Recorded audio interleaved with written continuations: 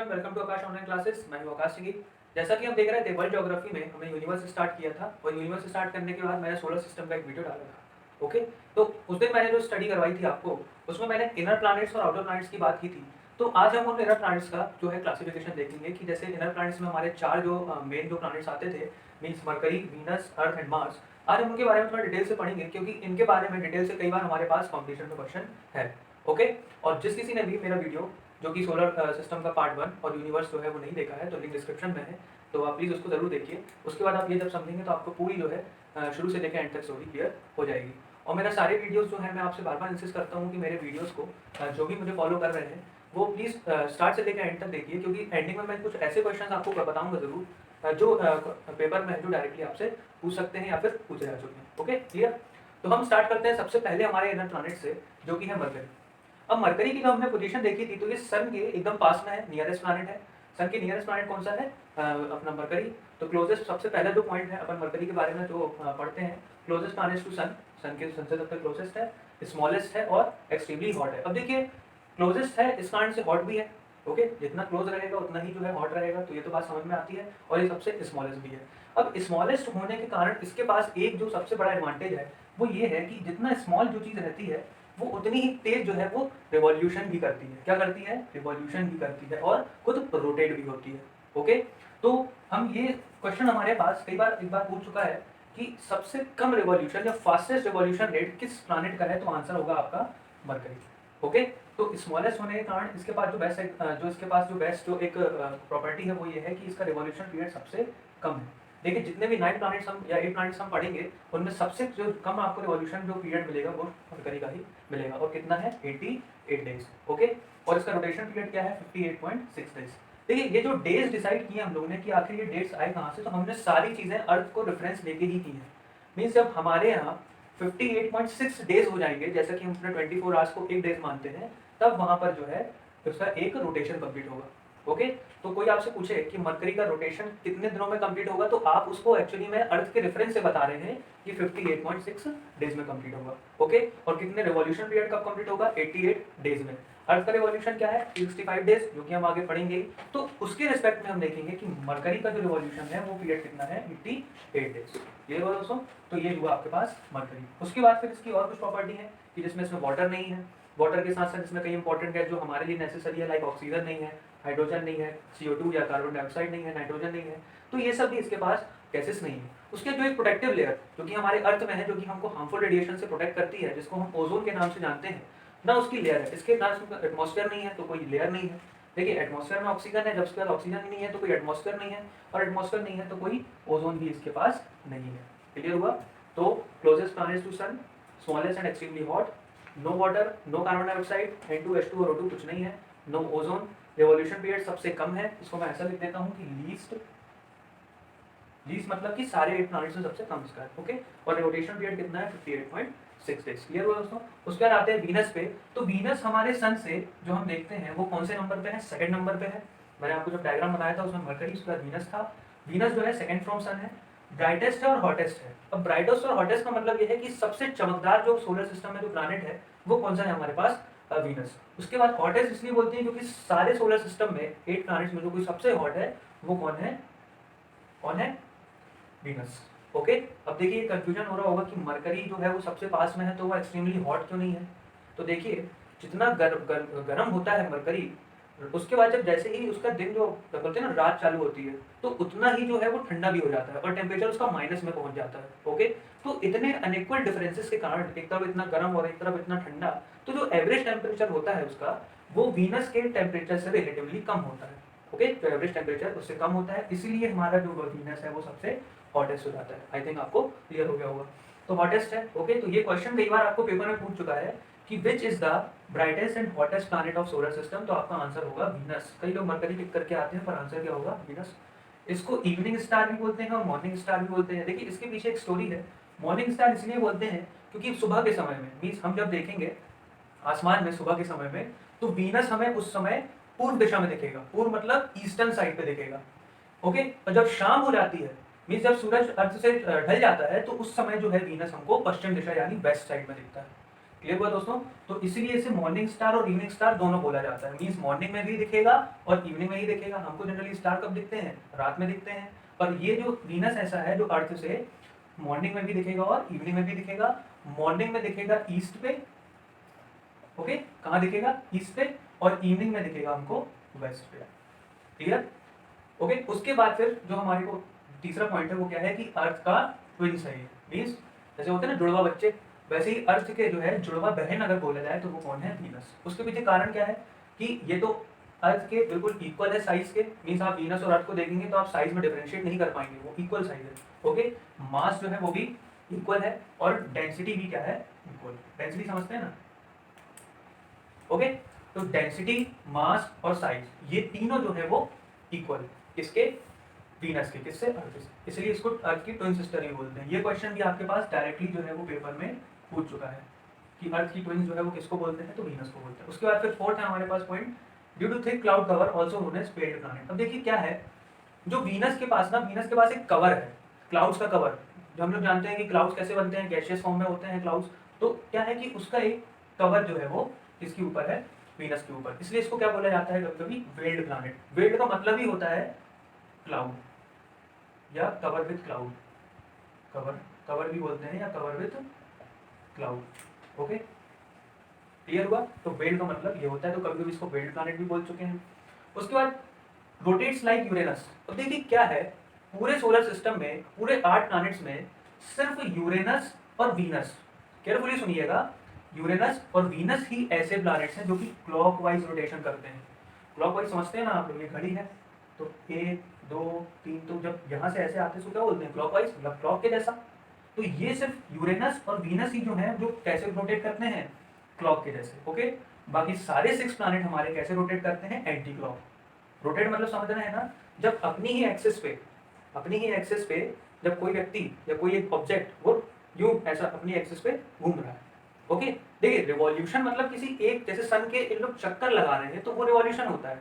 पर जब अपनी ही, ये मान लीजिए अपना वीनस है, ये सिर्फ अपने ही पास जो है वो ऐसा रोटेट हो रहा है। अब मेरी उंगली रोटेट नहीं हो सकती, तो ये रोटेट हो रहा है। ओके, पर रिवॉल्यूशन मतलब यूं चक्कर लगाना। ओके, तो इन दोनों में स्लाइटली जो डिफरेंस है उसको ध्यान रखिएगा। तो जो मैं रोटेशन की बात कर रहा हूँ, तो जो यूरेनस का रोटेशन और वीनस का रोटेशन कैसा होता है? क्लॉकवाइज। ओके, और उसके बाद रिवॉल्यूशन पीरियड कैसा, उसका रिवॉल्यूशन पीरियड क्या होता है? 224.7 डेज। ओके, रिवॉल्यूशन पीरियड क्या होता है? 224। ये देखिए हम अर्थ के रिस्पेक्ट में बात कर रहे हैं, कैसा होता है रिवॉल्यूशन? 224.7 डेज। और रोटेशन पीरियड क्या होता है?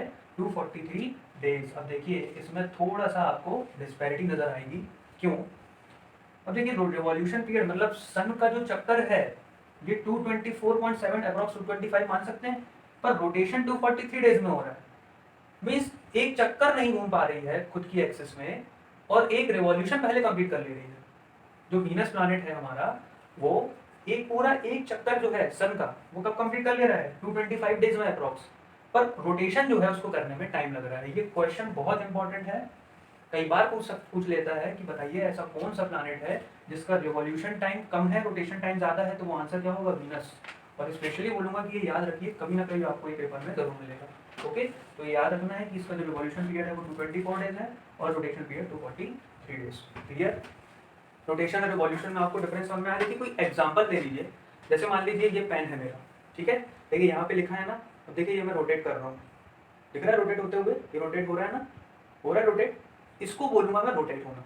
पर अगर मान लीजिए ये मेरा, समझ लीजिए सन है और ये मेरा वीनस है, तो इसको मैं क्या बोलूंगा? रिवॉल्यूशन। देख रहे हैं ये आएगा वापस, इसको रिवॉल्यूशन बोलेंगे। ओके, काफी लोगों को रिवॉल्यूशन रोटेशन में डिफरेंस जो है वो थोड़ा सा कंफ्यूज होता है, तो आप जो है समझ सकते हैं नंबर से। ओके, उसके बाद फिर लार्जेस्ट इनर प्लैनेट कौन है? अपना अर्थ। थर्ड नंबर पे अर्थ की बात करते हैं। देखिए ये थर्ड नंबर पे ही है हमारे सन से, तो थर्ड नंबर का प्लैनेट कौन सा है? अर्थ ही है। सबसे बड़ा इनर प्लैनेट है, अपन इनर प्लैनेट को पढ़ रहे हैं, ये अपने 4 इनर प्लैनेट है, उसमें सबसे बड़ा कौन है? अर्थ है। ओके, सेकंड जो ये पॉइंट लिखा है ना 23.5 टिल्टेड ऑन इट्स एक्सिस। अब देखिए एक्सिस क्या होती है, जैसे मान लीजिए ये मेरा अर्थ है, ओके, और उसके बाद फिर ये इसकी क्या है? एक्सिस है। एक्सिस मतलब कि जिसके अराउंड जो है वो रोटेट होगा किसी ना किसी के, मतलब जैसे ये इसकी निब है, ये मान लीजिए इसकी एक्सिस है, और मैं इसको ऐसा पकड़ के यहाँ से घुमा दूँ तो मैं देखिए इस एक्सिस के अबाउट ही तो उसको रोटेट करवा रहा हूँ ना, तो ये हो जाती है इसकी एक्सिस। अब जो इसकी एक्सिस है ना वो भी कितनी टिल्ट है? 23.5 डिग्री। मीन्स ये एक्सिस सीधी सीधी नहीं है, ये कुछ ऐसी है, ऐसी है देखिए। और यहाँ से एंगल कितना बनाती है ये 23.5। अब यहाँ से बना है ऐसा, ये है अर्थ, ये क्लियर हो रहा है। तो ये एंगल जो है ना ये वाला, ये 23.5 डिग्री जो है वो टिल्ट है, ठीक है। तो उस कारण से क्या होता है, ये पूरी अर्थ हमारी जो टिल्ट हो जाती है वो 66.5। अब ऐसा क्यों होता है, क्योंकि देखिए आप सब जानते हैं जो अर्थ का शेप है वो गोल नहीं है, वो किस शेप का है, ओवलेट स्फेरॉइड। किस शेप की है, ओवलेट स्फेरॉइड। तो देखिए कुछ अंडा आकार जैसी एक आकृति हमारे पास ओवलेट स्फेरॉइड की समझ में आती है, पर वो पूरा अंडा भी नहीं है, पूरा गोल भी नहीं है, पूरा अंडा भी नहीं है, एक कुछ ऐसा डिस्टॉर्टेड शेप है जो कि उसको क्या फिगर नाम देता है, ओवलेट स्फेरॉइड। मीन्स ऊपर से या तो नीचे से कुछ जो है वो थोड़ा सा ओवल ना होके थोड़ा सा चपटा हो गया। क्लियर हुआ दोस्तों। तो उस शेप को बोलते हैं ओवलेट स्फेरॉइड। इस कारण से जो टोटल जो उसका टिल्ट हो जाता है वो कितना हो जाता है, 66.5 डिग्री। क्लियर। उसके बाद वाटर की प्रेजेंस के कारण उसको और क्या नाम देते हैं, अर्थ को वाटरी प्लैनेट। जब स्पेस में जाके देखा था तो अर्थ कैसा दिख रहा था, नीला दिख रहा था, तो उसको क्या बोला, वाटरी प्लैनेट और या फिर ब्लू प्लैनेट। ओके। और एक कारण क्या है ये बोलने का, due to presence of water. Water कितना है हमारे अर्थ में, अप्रॉक्स 70% जो है वो पानी है, जिस कारण से ये कैसी दिखती है, ब्लू दिखती है। क्लियर। उसके बाद फिर है provides life due to oxygen. अब देखिए ऑक्सीजन हमारे पास है तभी सब जो है वो प्राणी है यहाँ पे, लाइफ पॉसिबल क्यों है अर्थ में, क्योंकि अर्थ में क्या है, ऑक्सीजन है। हमने देखा मरकरी में ऑक्सीजन नहीं है, इसलिए वहाँ पे लाइफ पॉसिबल कभी है ही नहीं। तो अर्थ में ऑक्सीजन होने के कारण लाइफ पॉसिबल है। और उसके बाद फिर जो सेकंड जो मोस्ट इंपॉर्टेंट है वो है ओजोन।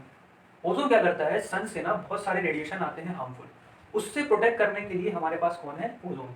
ओजोन लेयर बना के रखा है। जब मैं एटमॉस्फेयर आपको पढ़ाऊंगा तो मैं बताऊंगा कि कैसे लेयर फॉर्म होती है या फिर कहाँ हमारे पास लेयर है, ठीक है, किस जोन में फॉर्म होती है, उस सब मैं आपको क्लियर करूंगा। अभी सिर्फ इतना समझिए कि ओजोन जो है वो क्या है, एक लेयर हमारे ऊपर प्रोटेक्टिव लेयर फॉर्म करके रखा है। ओके। उसके बाद फिर रिवॉल्यूशन पीरियड अर्थ का कितना है, तो देखिए ये फिगर बहुत अच्छे से याद कर लीजिएगा, ये आजकल पेपर में डायरेक्ट ऐसे ही पूछ रहा है। मतलब ऑप्शन में पूरा ये लिख के आएगा 365 डेज 5 आवर्स 48 मिनट्स, क्योंकि अब 365 डेज तो सभी को पता है, पर ये फिगर जो है जनरली लोग भूल जाते हैं। ठीक है। तो रिवॉल्यूशन पीरियड क्या है, 365 days 5 hours and 48 minute. Means sun के चक्कर कितने दिन में लगा लेती है, अपन को भी पता है, एक साल 365 दिन का होता है। पर जो कॉम्पिटिशन की प्रिपरेशन कर रहे हैं उनको ये भी याद करना है कि 365 days plus 5 hours plus 48 minute का है। उसका रोटेशन पीरियड भी आप जानते हैं ये रोटेट हो रही है। तो एक रोटेशन ये कितने टाइम में कंप्लीट कर लेती है, 23 आवर्स 56 मिनट 4.09, जिसको हम चालू भाषा में बोल देते हैं 24 घंटे। ओके। हमने अपना जो सिस्टम बना के रखा है वो कैसा बना के रखा है, 24 घंटे के हिसाब से, दिन और रात को। इसलिए इसको अप्रॉक्सिमेटली ज़्यादा बड़ी तो फिगर है नहीं, अब 23 आवर्स 56 मिनट्स अपन अप्रॉक्सीमेट उसको कितना ले सकते हैं, 24 आवर्स। पर जो एग्जैक्ट फिगर आपको याद रखना है वो कौन सा है, 23 आवर्स 56 मिनट एंड 4.091 सेकंड। ये भी पेपर में डायरेक्टली पूछ सकता है, यहाँ तक कि पूछा ही है। क्लियर हुआ दोस्तों। उसके बाद सैटेलाइट की बात मैंने आपसे अभी तक नहीं की है। क्यों नहीं की है, क्योंकि हमारे पास सैटेलाइट का पूरा एक समझ लीजिए चैप्टर है, उसको हम कंप्लीट करेंगे। फिर भी सैटेलाइट क्या होता है, जैसे कि मून के अराउंड कौन चक्कर लगा रहे हैं, प्लैनेट, ऐसे ही प्लैनेट के अराउंड या प्लैनेट के जो रिवॉल्यूशन कर रहा है ना, उस समझ लीजिए ऑब्जेक्ट को हम क्या बोलते हैं, सैटेलाइट। मतलब ये हो सकते हैं कि जैसे देखिए सैटेलाइट, हम भी तो आपने पढ़ा होगा कि साइंस में कि ये सैटेलाइट भेजा, वो सैटेलाइट भेजा, तो वो सब आर्टिफिशियली जो है आर्टिफिशियल बनाई हुई सैटेलाइट्स हैं। वो करती क्या है, अर्थ को सर्वेलेंस करती हैं, अर्थ के अराउंड घूमती हैं, जगह जगह पे फोटो खींचती हैं। तो वो कर क्या रही है, अर्थ के रोटेशन में मतलब अर्थ के अराउंड रोटेट कर रही है, मीन्स अर्थ को सर्वेलेंस कर रही है। समझ में आया ना, मतलब देख रही है अर्थ को, उसके अराउंड आजू बाजू घूम के देख रही है। तो ये काम किसका है, सैटेलाइट का है। तो सिमिलरली जैसे आर्टिफिशियली होती है वैसे नेचुरल भी होती है, जो कि सोलर सिस्टम में नेचुरली ही प्रेजेंट है। तो वो एकमात्र कौन सी सैटेलाइट है अर्थ के पास, मून, जिसको हम चंद्रमा बोलते हैं। ओके। तो ऐसा बोल सकते हैं कि अर्थ में एक ही सैटेलाइट है, या अर्थ की एक ही सैटेलाइट है जो अर्थ के अराउंड जो है रिवॉल्यूशन करती है, वो कौन है, मून। सैटेलाइट के लिए हम बहुत अच्छे से पढ़ेंगे, इस मून को हम बहुत डिटेल में पढ़ने वाले हैं, और बाकी सैटेलाइट्स के बारे में पढ़ेंगे। अभी सिर्फ एक बेसिक आइडिया है कि सैटेलाइट क्या होती है, जो प्लैनेट्स के जो है रिवॉल्यूशन करे, वो सैटेलाइट। ओके। तो मून, तो अर्थ के पास कितनी है, सिर्फ एक ही है, और वो कौन सी है, मून। क्लियर हुआ। उसके बाद आते हैं मार्स पे। देखिए मार्स इसलिए इंपॉर्टेंट है क्योंकि इस पर मिशन भी हो चुका है, मार्स ऑर्बिटल मिशन। ओके, इसलिए इंपॉर्टेंट है ये, ठीक है, और वैसे भी इंपॉर्टेंट है। उसके बाद देखिए अब इसको क्या बोला जाता है, रेड प्लैनेट। क्यों बोला जाता है रेड प्लैनेट, क्योंकि इसमें आयरन रिच जो है वो रेड सॉइल है। मतलब एक ऐसी सॉइल पाई जाती है, देखिए रेड सॉइल तो अपने इंडिया में भी है, पूरे वर्ल्ड में भी है, पर उस सॉइल में इतना ज्यादा आयरन पाया जाता है जिस कारण से उसको हम क्या बोलने लगते हैं, आयरन रिच रेड सॉइल। और इसी कारण से ये प्लैनेट दूर से ही कैसा दिखता है, रेड।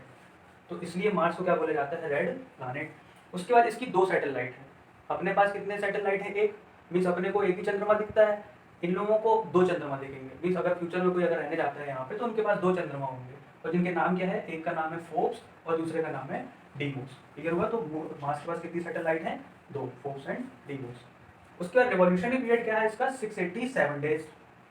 अपने अर्थ से जस्ट डबल मान सकते हैं ना, एक तरीके से जस्ट डबल, 365 से डायरेक्ट 687, तो अप्रॉक्स डबल है। रोटेशन पीरियड कितना है, अर्थ के बराबर ही है, 24.6 आवर्स। अपन कितना मानते हैं, 24 आवर्स, तो उसके लगभग ही चलता है ये, ठीक है ना। बस इसका रिवॉल्यूशन टाइम थोड़ा सा ज़्यादा है, बट रोटेशन पीरियड लगभग सेम है। तो आई होप दोस्तों आपको क्लियर होगा ये। ओके, जिस किसी को भी लगता है तो वो स्क्रीनशॉट ले सकता है इसके बारे में। ओके, तो ये फैक्ट्स आपके लिए बहुत इंपॉर्टेंट है, इससे डायरेक्ट क्वेश्चन आपको पेपर में देखने को मिल जाएंगे। ओके, चलिए तो अब बात कर लेते हैं कुछ क्वेश्चंस की जो इंपॉर्टेंट है मेरे पास, वो मैं आपसे डिस्कस करूंगा, ठीक है। तो देखिए, सबसे पहला क्वेश्चन जो हमारे पास है, ये Mars orbital mission launched in, Mars orbital mission जिसको शॉर्ट में मॉम भी बोलते हैं, लॉन्च्ड इन, आपसे डेट पूछ रहा है इसमें। ओके, तो क्या होगी डेट, किसी को पता है डेट क्या है, मॉम के लॉन्च की या मार्स ऑर्बिटल मिशन के लॉन्च की? तो वो है 5 नवंबर 2030। ओके, 5 नवंबर 2030, क्लियर। तो ये क्या है, मार्स ऑर्बिटल मिशन के लॉन्च की डेट है। उसका देखिए ये कहाँ से लॉन्च हुआ था, थोड़ी सी एडिशनल इन्फॉर्मेशन मैं आपको जो देना चाहता हूँ, पूछ भी सकता है पेपर में कि ये लॉन्च कहाँ से हुआ था। तो लॉन्च कहाँ से हुआ था, launch from Satish Dhawan space centre, Satish Dhawan space centre, जिसको शॉर्ट फॉर्म में हम SDSC भी बोलते हैं। इसका हेडक्वार्टर कहाँ है, श्रीहरिकोटा। ये भी क्वेश्चन जो है कई बार कॉम्पिटिशन में पूछ चुका है कि बताइए सतीश धवन स्पेस सेंटर कहाँ है, तो श्रीहरिकोटा, आंध्र प्रदेश। ओके, इसरो, बाय इसरो, जो अपनी इंडियन स्पेस रिसर्च ऑर्गेनाइजेशन है, वहाँ से उन्होंने SDSC श्रीहरिकोटा आंध्र प्रदेश से लॉन्च किया था। क्लियर हो दोस्तों?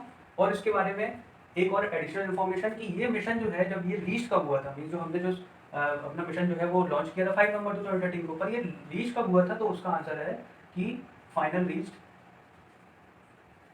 वो डेट है 24 सितंबर 24 सितंबर 2014। ये हुआ दोस्तों, लॉन्च कब हुआ था, लॉन्च से लेके और रिलीज तक की डेट जो है मैंने आपको बता दी है। कहाँ से हुआ था वो भी बता दिया, हेडक्वार्टर कहाँ है SDSC का वो भी मैंने आपको, ये सारी चीज़ें इंपॉर्टेंट है, उसको थोड़ा सा याद रखिएगा। उसके बाद जो क्वेश्चन नंबर 2 है हमारे पास, वो क्या बोल रहा है, how many satellite does Venus है। अब देखिए कहीं पे भी वीनस और मरकरी की मैंने सैटेलाइट की बात नहीं करी, तो क्वेश्चन क्या है, how many satellites does Venus है, बताइए आंसर। कितनी सैटेलाइट है वीनस में, 0। कितनी है, 0। देखिए वीनस और मार्स, बहुत अच्छे से याद रखिएगा, वीनस और मरकरी, सॉरी, वीनस और मरकरी के पास कोई सैटेलाइट नहीं है, कोई चंद्रमा नहीं। वहाँ के लोग ऊपर देखते हैं कुछ नहीं दिखता है, नो चंद्रमा। तो 0 along with mercury, along with mercury मतलब कि 0 वीनस के पास भी है और 0 ही मरकरी के पास है। ओके, तो मरकरी और वीनस के पास कोई भी सैटेलाइट नहीं। क्लियर हुआ दोस्तों? ये थोड़े इंपॉर्टेंट फैक्ट्स हैं, इनको चाहे तो आप नोट कर सकते हैं, स्क्रीनशॉट भी ले सकते हैं। क्लियर?